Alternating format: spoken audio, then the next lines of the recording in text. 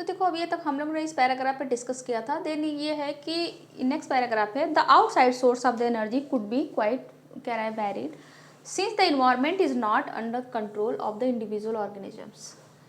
This source of energy therefore need to be broken down or built up in the body and must be finally converted into a uniform source of energy that can be used for the various molecular movements needed for maintaining living structures as well as two kind of molecules body need to grow. For this series, the chemical reactions in common chemical means to break down the molecules. For this, many organisms use oxygen source from the outside the body. The process of acquiring oxygen from the outside the body and use it in the process of breakdown of the food source for the cellular needs, it's what we call respirations. Means कि इसमें कह रहा है कि अभी बात हो रही थी कि आप क्या खाते हो, न्यूट्रिशन की बात हो रही है। जो न्यूट्रिशन से एनर्जी तो मिलती है हमें, जो भोजन खाते हैं उसे न्यूट्रिशन बोलते हैं। जैसे न्यूट्रिशन हमारे क्या क्या हो सकते हैं, न्यूट्रिएंट हो सकते हैं, कार्बोहाइड्रेट, प्रोटीन, फैट्स, ये सभी आपके न्यूट्रिएंट्स, विटामिन्स हो सकते हैं, मिनरल्स हो सकते हैं, ये सभी न्यूट्रिएंट है। जब आप लेते हो एनर्जी को तो वो ये सब जब सोर्स लेते हो फूड तो वो क्या होता है आपके बॉडी में जाता है तो डाइजेस्ट होता है। जब वो ब्रेक डाउन होता है तो फिर क्या होता है, उस एनर्जी में कन्वर्ट होता है, फिर उससे ही हमें क्या मिलता है, कह रहा है ऑक्सीजन भी हमें मिलता है। ठीक है, तो जो इस प्रोसेस को आप क्या बोलते हो, रेस्पिरेशन बोलते हैं। अभी हम सबको डिटेल में पढ़ने वाला, अभी बस ये छोटे छोटे जो एक कॉन्सेप्ट दिया है इसको हमें समझना है इसमें। तो बोल रहा है इस प्रोसेस को हम बोलते हैं रेस्पिरेशन। देन इसके बाद कह रहा है कि in the case of single cell organism no specific organ for taking the food exchange of gases or removal of the waste we needed because the entire surface of the organism is in contact with the environments. But what happened when the body size of the organism increase, the body design become more complex. In multicellular organisms all cells may not be in direct contact with the surroundings environment, thus the simple diffusions will not meet to requirement of the all cells. इसमें बोला कि हमें जो organism होते हैं two types के होते हैं। फर्स्ट ऑर्गेनिज्म बोला है इसमें जो सेल होते हैं, ऑर्गेनिज्म होते हैं, ऑर्गेनिजम्स टू टाइप्स के होते हैं। फर्स्ट क्या होता है, सिंगल सेल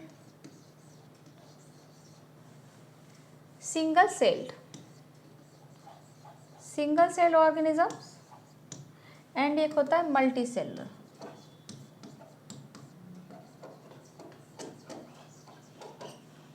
ऑर्गेनिजम्स होते हैं। जो कि अब सिंगल सेलुलर क्या होते हैं, मल्टी सेलुलर ऑर्गेनिजम्स क्या होते हैं। ये जो होते हैं ये केवल जो ऑर्गेनिज्म होता है ओनली सिंगल सेल से, ओनली वन सेल से बने होते हैं। उनकी पूरी जो ऑल बॉडी होती है ओनली वन सेल से बनी होती है। इनकी जो मल्टी सेलुलर होता है इनका मोर देन 2 सेल्स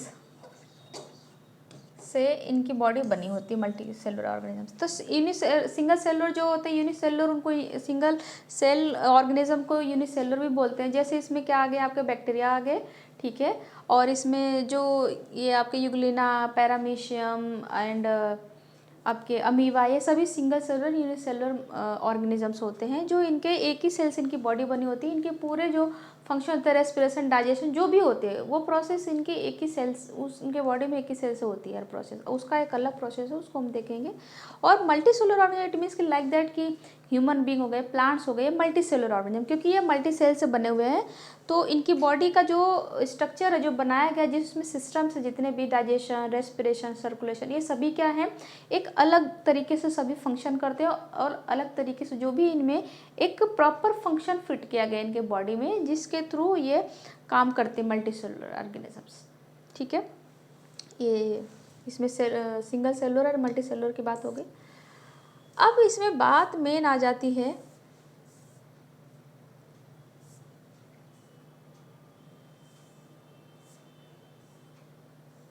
इन सब को पढ़ते हुए जो हमारे लाइफ प्रोसेस होते हैं, ये सब चीज़ें बताया है। अब मेन हम आते हैं इस पर, और भी चीज़ें इसमें डिस्क्राइब किए हैं। तो मेन ये लाइफ प्रोसेस जो होते हैं हमारे कितने टाइप्स के होते हैं, तो ये होते हैं जो मैनी टाइप्स के जो बॉडी में होते हैं, इनका नाम होता है, फर्स्ट तो होता है न्यूट्रिशन। न्यूट्रिशन ये क्या है, आपके लाइफ का प्रोसेस है। सेकेंड होगा डाइजेशन, होगा डाइजेशन। एंड अदर आपके जो सिस्टम लाइफ प्रोसेस होता है रेस्पिरेशन, रेस्पिरेशन होता है। देन अगर नेक्स्ट की बात करें तो नेक्स्ट होता है सर्कुलेशन, सर्कुलेशन। एंड नेक्स्ट होता है एक्सक्रेशन, एक्सक्रेशन। और नेक्स्ट की बात करें एक्सक्रेशन के बाद होता है रिप्रोडक्शन,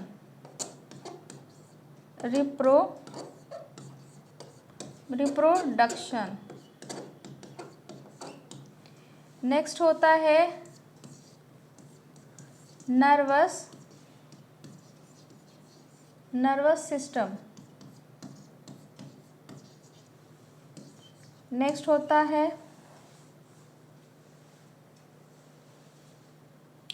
एक होता है इम्यून सिस्टम। बहुत से अभी कई सिस्टम्स हैं जिसमें अभी और हैं, बट हमें मेन क्लास 10th में अभी ये इतने ही प्रोसेस को जानने हैं। और भी चीज़ें हैं जो आगे के लेवल की बात है 11th 12th के, तो जितना हमें पढ़ना उतने को ही हम ध्यान देंगे। तो न्यूट्रिशन क्या हो गया, न्यूट्रिशन पहले तो न्यूट्रिशन क्या होता है यही चीज़ हमें जानना है, ठीक है। तो न्यूट्रिशन एक प्रोसेस है जो कि इसमें आप भोजन को लेते हो, ठीक है। और भोजन जब भी आप कोई न्यूट्रिएंट लेते हो, जब भी आप फूड इंटेक करते हो, उससे हमें कैसे एनर्जी मिलती है और कैसे वो जो फूड है न्यूट्रिएंट हमारे बॉडी में जाता है तो कैसे डाइजेस्ट हो जाता है, डाइजेस्ट होके कैसे वो एनर्जी के फॉर्म में कन्वर्ट होता है, ये हमारे डाइजेशन प्रोसेस में पढ़ते हैं, जो डाइजेशन है ये। और रेस्पिरेशन, देन इसके बाद हम जब ब्रीदिंग करते हैं, सांसें लेते हैं, तो वो कैसे मतलब O2 हम लेते हैं, CO2 रिलीज़ करते हैं, ये एक प्रोसेस है रेस्पिरेशन में, उसको हम पढ़ेंगे। इसके बाद सर्कुलेशन, जो बॉडी में हमारे पूरे जो बॉडी में ब्लड सर्कुलेट कर रहा है, जो ब्लड होते हैं, ये इसका सिस्टम है जिसको हम सर्कुलेटरी सिस्टम बोलते हैं। और देन इसके बाद एक्सक्रीशन, आपके जो बॉडी के वेस्ट होते हैं, जितने भी वेस्ट मटेरियल्स होते हैं, जैसे यूरिन हो गया, स्टूल्स हो गए, ये सभी जो स्वेट्स हो गए, म्यूकस वगैरह, ये सभी बॉडी के वेस्ट है। तो वो जब बॉडी में, ऐसा तो नहीं कि सब जो चीज़ें आप इंटेक करो सभी आपके लिए यूज़फुल है, जब वो डाइजेस्ट हो जाते हैं कुछ यूज़फुल होते हैं जो इंटेक कर लिए जाते हैं, बॉडी में अब्जॉर्ब हो जाते हैं। जो आपके अनयूज़फुल चीज़ें होती है, थिंग्स होती है, उसको बॉडी से क्या होता है रिलीज़ किया जाता है बाहर, जिससे कि आपके बॉडी में जो टॉक्सिन है वो टॉक्सिन का काम करने लगता है। टॉक्सिन इट मीन्स कि आपके लिए हार्मफुल हो जाता है, तो उसको बाहर रिलीज़ करना जरूरी होता है, जिसको आप एक्सक्रेशन कहते हो, एक्सक्रेशन प्रोसेस कहते हो, सिस्टम कहते हो। इसके बाद रिप्रोडक्शन, रिप्रोडक्शन भी मेन इंपॉर्टेंट जो प्रोसेस है इसका लाइफ प्रोसेस का, जो रिप्रोडक्टिव सिस्टम्स बोलते हैं जैसे रिप्रोडक्टिव। तो ये जो सिस्टम्स होता है इसमें रिप्रोडक्शन के बारे में पढ़ते हैं अबाउट कि कैसे मेल फीमेल जो ऑर्गेनिज्म है अपने मतलब कि जनरेशन को आगे कैसे बढ़ाते हैं, वो काइंड्स ऑफ बेबी कैसे प्रोड्यूस करते हैं, वो सभी प्रोसेस हम रिप्रोडक्शन में पढ़ते हैं। देन इसके बाद नर्वस सिस्टम, ये जो हमारे बॉडी का जो हमारे बॉडी में जो सिग्नलिंग चलती है, नर्व्स, जो ब्रेन है कैसे काम करता है, ब्रेन हमारा पूरे बॉडी को कंट्रोल करता है। तो कैसे ये माइंड कैसे मतलब ब्रेन कैसे काम करता है, ब्रेन में जो नर्व मतलब कि ये पूरे बॉडी में हमारे नर्व्स फैली होती हैं, ठीक है, पूरी स्प्रेड है। जो नर्व्स, जो किस नर्व्स का क्या काम होता है, वो सब चीज़ें जो नर्व्स हमारे ब्रेन को सिग्नल देती हैं जब कोई काम होता है, जब ब्रेन क्या फिर दोबारा रिवर्स सिग्नल बॉडी में देती है, नर्व्स को ले जाती है। तो उन सब नर्व्स का नाम भी अलग अलग है, उसको हम जब नर्वस सिस्टम पढ़ेंगे तो देखेंगे। अब इसके बाद तो इम्यून सिस्टम, अभी कोरोना टाइम में हुआ जब कोविड था तो सभी लोग पहले कितने लोग इम्यूनिटी के बारे में नहीं जानते थे, आपके इम्यून सिस्टम्स के बारे में, बट अब इम्यूनिटी वगैरह जान गए कि क्या होता है। डॉक्टर्स हमेशा बोलते थे कि आप जो चीज़ें ऐसा खाओ, हेल्दी खाओ कि आपका इम्यून सिस्टम क्या हो, स्ट्रांग हो। तो इम्यून सिस्टम ये होता है कि जब आप बॉडी में आपके रोग प्रतिरोधक क्षमता जो होती है, जो इम्यूनिटी होती है, जो वो स्ट्रांग रहती है, तो आप अगर कोई चीज़ आपके बॉडी में, जैसे कि कोई आप तबीयत ख़राब हुई, आप बीमार हो रहे हो, तो वो जो बैक्टीरिया है, वायरस है, जो अटैक करते हैं यहाँ पे, जिसकी वजह से फीवर हो गया, नहीं अदर चीज़ होती है, वो इम्यून सिस्टम अगर अंदर से वो स्ट्रांग है, एक गार्ड की तरह काम करता है, तो वो उनसे फाइट करता है जिससे कि आपको बीमारी नहीं होती है, उसको बीमारी होने से पहले क्या करते हैं, वो किल कर जाते हैं। जो हमारे इम्यूनिटी जो होती है, इम्यून सिस्टम में जो भी एक गार्ड की तरह काम कर रहा है, वो जो सेल होती है, इम्यून सिस्टम की जो सेल होती है, वो फाइट करती है और उनको क्या करती है, जो बाहर आउटसाइड जो एजेंट्स होते हैं उनको क्या करते हैं, वो लोग किल कर देते हैं। तो फिर हम सेफ रहते हैं। इसीलिए अगर वो कमज़ोर पड़ा, वीक हो गया इम्यून सिस्टम, तो वो आपके बॉडी पे बीमारी हावी हो जाती है। इस वजह से कहा गया कि इम्यून सिस्टम हमें स्ट्रॉन्ग करना चाहिए, अच्छे हेल्दी खाना खाना चाहिए, और क्या करना चाहिए, एक्सरसाइज वगैरह करना चाहिए। तो ये सब चीज़ें आप हेल्दी लाइफ स्टाइल से, ये सभी चीज़ें इसमें मेंशन। तो अभी ये सभी जितने टॉपिक इसको हम एक एक करके पढ़ने वाले हैं, बस मैंने ऐसे ही आपको बताया। तो एक एक करके हम आगे भी पढ़ेंगे, डिस्कशन करेंगे। तो फर्स्ट हमें पढ़ना क्या है, न्यूट्रिशन। न्यूट्रिशन क्या है, इसको हम देखते हैं।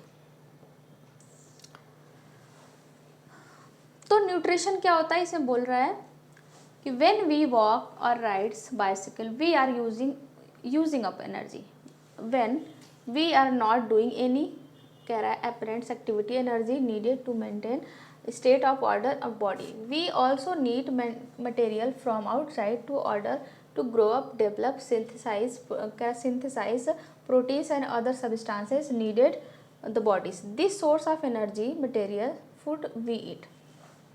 न्यूट्रिशन हमें क्या होता है कि जब हम बात करते किसी से, हम जब चलते हैं, हम साइकिलिंग करते हैं, और तो ये सभी चीज़ें क्या होती है, इसके लिए हमें न्यूट्रिशन की ज़रूरत पड़ती है। मतलब कि एक एनर्जी की ज़रूरत पड़ती है जब हम बाहर जैसे कोई एक्टिविटी कर रहे हैं। तो सब चीज़ें हमें आता कहाँ से, मिलता कहाँ से, तो वो चीज़ें जिससे मिलता है, ठीक है, उसे न्यूट्रिएंट कहते हैं। और जैसे फूड हो गया, वेजिटेबल्स में ये सब फूड सोर्स हो गए, तो ये आपके न्यूट्रिएंट है, जिससे आपके क्या हो गए, बॉडी को एनर्जी मिलती है, ये सब भी। और उस जब प्रोसेस को आप लेते हो, जब वो न्यूट्रिएंट को लेते हो, जब वो डाइजेशन होता है, ठीक है, इनटेक बॉडी, और जो भी उसके न्यूट्रिएंट हैं वो आपके बॉडी में अब्जॉर्ब होते हैं, उसी प्रोसेस को आप क्या बोलते हो, न्यूट्रिशन कहते हैं। जिससे आपकी बॉडी ग्रो करती है, डेवलप करती है, सब न्यूट्रिशन एक प्रोसेस में आता है, ठीक है। अब हम पढ़ेंगे how do living things get their foods. अब लिविंग थिंग्स अपने फूड कैसे लेते हैं, तो इसमें बताया है कि जो लिविंग थिंग्स है, जनरल कैरा requirement energy materials common all the organism but fulfil in different way. Some organism simple food materials obtain from the inorganic source in form of the carbon dioxide और water. Some organism autotrophs include the green plants and some bacteria. Other organisms utilize complex substances.